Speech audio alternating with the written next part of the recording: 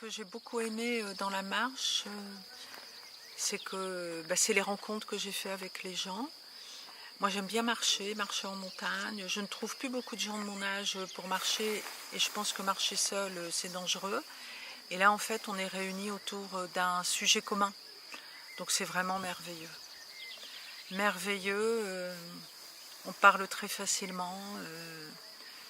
Je suis étonnée de tout ce qui se passe dans toutes ces régions et tout ce que les gens font et dont on parle si peu. On a toujours l'impression qu'il y a Calais, Grande-Sainte. Non, il y a plein de gens en France qui font plein de choses. Bienvenue dans Micro-Révolution à pied, le podcast qui vous invite à chausser vos baskets pour porter haut vos convictions.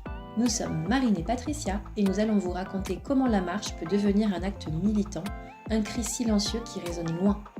Aujourd'hui, on revient sur une marche qui nous a marqué, le relais solidaire.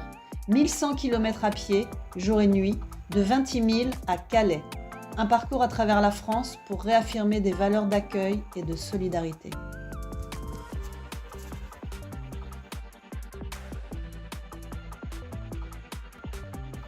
Bonjour à toutes et à tous, bienvenue dans Micro-Rêve. Aujourd'hui, on va parler d'un sujet crucial quand on organise un parcours. Comment bien planifier son trajet et s'adapter aux imprévus, entre cartographie et réalité du terrain. Oui, parce qu'on croit souvent que quelques clics sur une carte en ligne suffisent pour tout prévoir, mais la réalité du terrain est parfois tout autre. Exactement. On va voir ensemble quels outils utiliser, comment anticiper les difficultés et surtout pourquoi il faut toujours être prête à changer de plan. Alors pour commencer, un outil simple et efficace, Google Maps. Il donne une bonne vision des routes, des chemins, des axes bloqués, des ouvertures. Oui, mais attention, ce n'est pas infaillible. Il ne prend pas en compte les chantiers à venir ni les difficultés locales. Donc, première règle, toujours zoomer au maximum et utiliser Street View. N'hésitez pas à vérifier quand est passée la caméra. Si c'est récent, c'est fiable. Sinon, pensez à vérifier par un autre moyen. Exactement. Et en complément, nous ne pouvons que conseiller de consulter les sites des communes traversées pour vérifier l'état des routes et les travaux prévus. Parce qu'une route barrée, un chemin effondré et c'est tout l'itinéraire qui change. Justement, parlons d'expérience de terrain.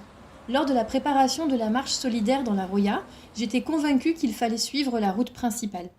Il s'agit d'une départementale, dans ma tête cela signifiait une petite route de campagne. Après tout, une manif doit être visible autant qu'elle emprunte les circuits principaux. Et oui, sauf que ce plan avait été fait à Paris, derrière un écran, sans connaître la réalité du terrain. Heureusement, René et Charlie de Roya Citoyenne nous ont alertés.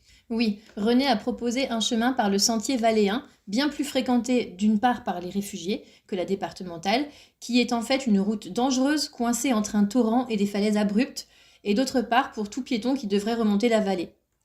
Sans cette adaptation, la marche aurait pu finir tragiquement en moins de 24 heures.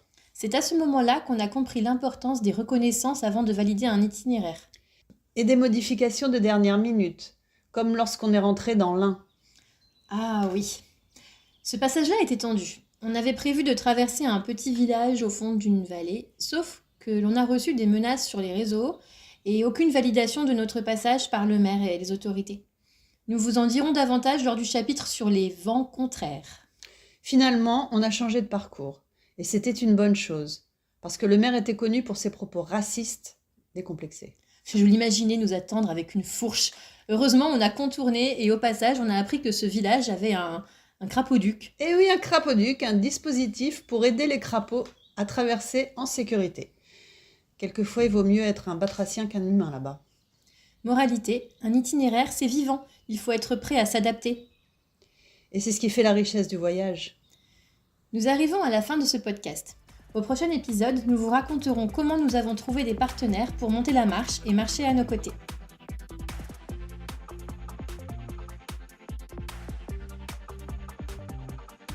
Merci de nous avoir écoutés.